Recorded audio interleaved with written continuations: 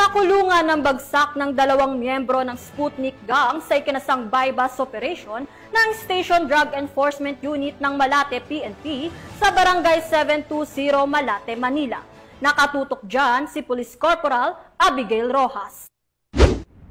Arestado ang dalawang hinihinalang miyembro ng Sputnik Gang ng mga operatiba ng Station Drug Enforcement Unit ng Malate Police Station sa isang matagumpay na anti-illegal drug buy-bust operation na naganap bandang 1:35 ng madaling araw sa kahabaan ng Adriatico Street, Barangay 720 sa Malate, Manila.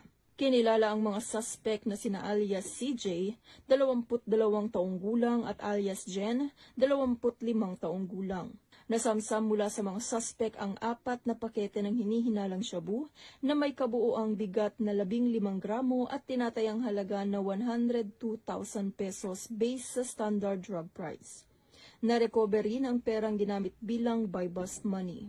Sila ay kasalukuyang nakakulong sa detention facility ng Malate Police Station habang inihahanda ang kasong paglabag sa Sections 5 at 11, Article 2 ng Republic Act 9165 o Comprehensive Dangerous Drugs Act of 2002 na isasampa sa Manila City Prosecutor's Office para sa kanilang inquest proceedings. Mula dito sa Metro Manila, ako po ang inyong PNN correspondent, Police Corporal Abigail Rojas. Alagad ng batas, tagataguyod ng Balitang Pulis.